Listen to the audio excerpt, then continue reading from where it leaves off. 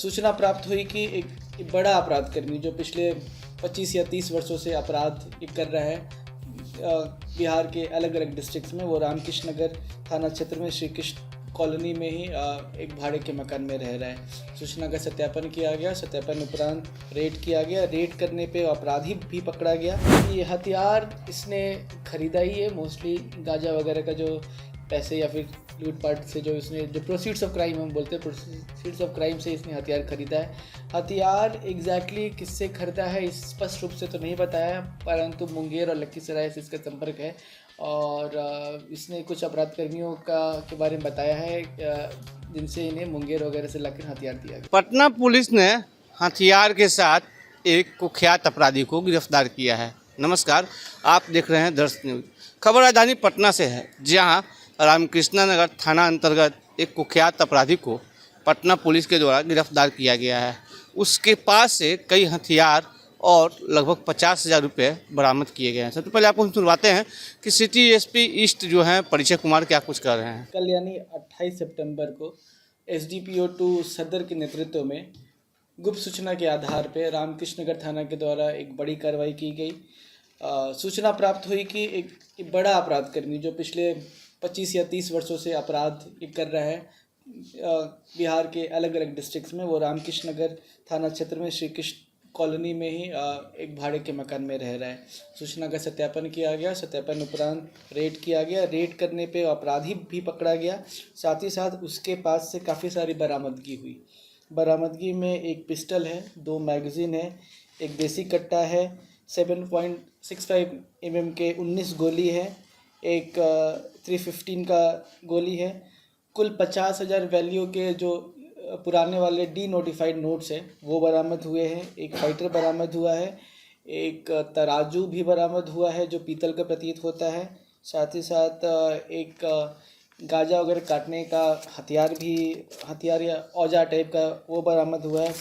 कुछ mobile phones बरामद हुए हैं और इसकी मोबाइल को भी जांचा गया तो इसके मोबाइल से भी अन्य अपराधकर्मियों के बारे में सूचना मिली है। ये भी पता चला है कि ये लूटपाट का काम करने के अलावा गांजा वगैरह भी सप्लाई किया करता था, उससे भी ये पैसे कमाता था। और ये संभव है कि जो नोट बरामद हुए पुराने वाले डी नोटिफाइड, ये शायद उस समय के इलीगल व्यापार से इसने कमाए थे और जिसने समय रहते ये एक्सचेंज नहीं करा पाया, जो इसके पास पड़े हुए मिले। इसके आपराधिक इतिहास की बात करें तो इसके खिलाफ कई सारे कांड दर्ज है। लखीसराय थाना कांड संख्या 573 2007, लखीसराय ये थाना कही 111/6 21/2, लखीसराय ये थाना कही 398/11, बढ़िया थाना का 154/20, कोतवाली मुंगेर थाना का 454/2001।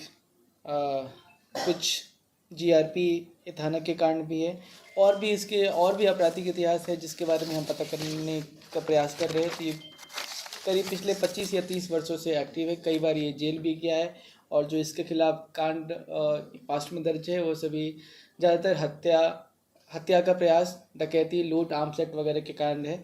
और NDPS का भी इसका इतिहास हो सकता है, जैसे मोबाइल वगैरह से पता चला है। तो ये इस प्रकार एक बड़ी उपलब्धि है।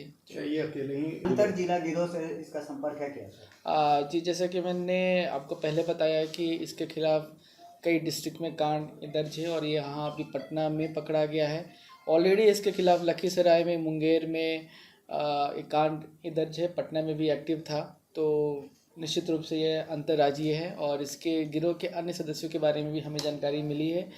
उनका फोटोग्राफ वगैरह भी बरामद हुआ है, मोबाइल नंबर भी मिला है, तो उस पर भी अभी हम कार्रवाई करने जा रहे हैं। सर, हथियार कहाँ से उपलब्ध करवा लेते हैं? जी, जैसा कि हथियार इसने खरीदा ही है, मोस्टली गांजा वगैरह का जो पैसे या फिर लूटपाट से जो इसने जो प्रोसीड्स ऑफ क्राइम हम बोलते हैं, प्रोसीड्स ऑफ क्राइम से इसने हथियार खरीदा है।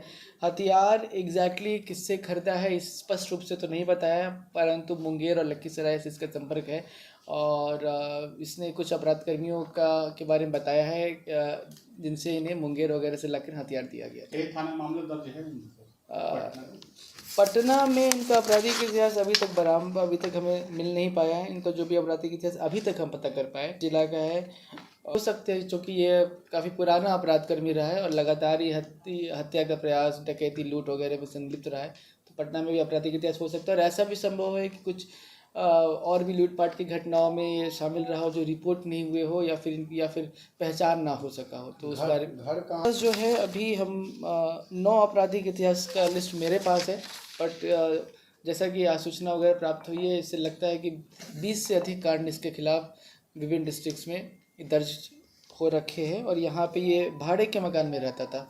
ओरिजिनली ये लखीसराय जिला का रहने वाला है। गिरोह भी संचालित करता है, क्या पूछे? गिरोह भी संचालित करता है क्या? निश्चित रूप से यह गिरोह भी संचालित करता है, और इसके गिरोह के कुछ और मेंबर्स के बारे में हमें इनसे जानकारी मिली है। इनके मोबाइल से भी उनके खिलाफ एविडेंस मिले। गांजा कहाँ से? गांजा के बारे में स्पष्ट रूप से नहीं बताया है। मोबाइल पे इनके कुछ व्हाट्सएप कॉल वगैरह में गांजा के फ़ोटो वगैरह मिले हैं, जिसमें ये गांजा प्रोक्योर करने के बाद ये बता रहा है, बट इसने कुछ स्वीकार नहीं किया है। अन्य अपराध कर्मियों की गिरफ्तारी के बाद ये स्पष्ट होगा। इसके पास से फ़िलहाल गांजा की बरामदगी नहीं हुई है, परंतु जो गांजा तौलने का जो तराजू बरामद हुआ है, साथ ही साथ जो गांजा का प्लांट होता है उसको कट करने का जो औजार होता है वो बरामद हुआ है। मोबाइल में फ़ोटो मिले हैं। इससे यह स्पष्ट है कि यह इस कारोबार में भी संलिप्त था, या तो अभी संलिप्त था या फिर पास्ट में संलिप्त रहा होगा। कितने सालों से कर रहे थे गांजा की तस्करी? गांजा की तो बिल्कुल आपने सुना कि कई ज़िलों में इसका आपराधिक इतिहास जो है वो है। लखीसराय में भी आर्म्स एक्ट और जो है हत्या का प्रयास का इसके ऊपर मामला है। पटना में किसी घटना को अंजाम देने को लेकर एक पिस्टल, एक कट्टा और 20 गोली के साथ यह कहीं रुका हुआ था किराए के मकान में। तभी पुलिस को गुप्त सूचना मिली और पुलिस ने इसे धर दबोचा है। पूछताछ में इसके द्वारा बताया गया है कि ये किसी घटना को अंजाम देने के लिए रुका हुआ था और लूटपाट की घटना को अंजाम देने के लिए ये प्लानिंग कर रहा था। तभी पुलिस को इसकी भनक मिल गई और पुलिस ने छापेमारी कर इसे हथियार के साथ गिरफ्तार कर लिया है। फिलहाल पुलिस इससे पूछताछ कर रही है। खबरों के लिए देखते रहिए दर्शक न्यूज़। मैं शरण तिवारी, पटना।